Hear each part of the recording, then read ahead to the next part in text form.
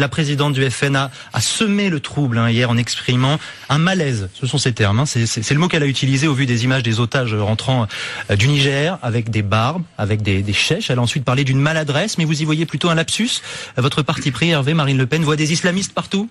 Oui, elle a eu un moment de relâchement, Marine Le Pen. Elle a oublié, ne serait-ce qu'un instant, la discipline qu'elle s'impose d'habitude dans l'expression publique. Et d'une certaine façon, le naturel est revenu au galop. Avec ce propos, elle s'est montrée d'abord incapable de se réjouir avec les Français, de partager ce moment de soulagement national. Et c'était assez troublant de le constater. Et puis surtout, sur le fond, elle a laissé échapper quelque chose qui ressemble à une obsession islamophobe qui n'est pas très loin d'une forme de paranoïa.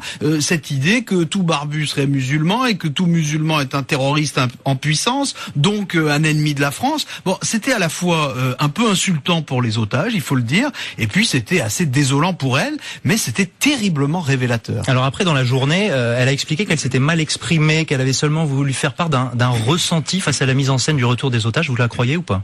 Non, pas une seconde. Pas une seconde, parce que si on l'écoute bien, ce n'est pas du tout la médiatisation du retour des otages qu'elle a critiqué, c'est l'apparence physique des vestimentaires des otages, la barbe taillée d'une façon particulière, comme elle dit, le chèche sur le visage. Bon, elle insinuait clairement que ces otages, ces anciens otages, pourraient avoir été convertis à l'islam pendant leur captivité. C'est ça qu'elle voulait dire. Tous ceux qui ont vu la série télé Homeland savent parfaitement d'où elle tire ce scénario cauchemardesque. Le héros de cette série, c'est un soldat américain qui était prisonnier en Irak et qui revient sur le sol américain pour commettre des attentats. Bon, on savait que Marine Le Pen, parfois, elle a une vision de l'économie qui est assez proche de la bande dessinée. On comprend maintenant où elle puise ses références géopolitiques. Bon, peut-être que son analyse de l'immigration vient de ce qu'elle regarde trop de films d'horreur. Est-ce qu'on peut considérer, Hervé, que ce dérapage porte un coup sérieux à sa fameuse stratégie de dédiabolisation du Front National ?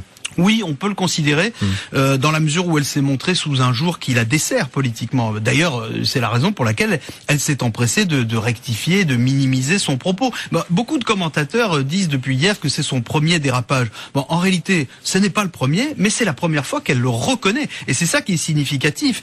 Il n'empêche qu'il y a quelques jours seulement, une candidate du Front National au municipal a comparé Christiane Taubira à un singe. Bon, Madame Le Pen, qu'est-ce qu'elle a fait? Elle l'a simplement suspendu. Bon, on se demande suspendu en attendant quoi? C'est une drôle de punition.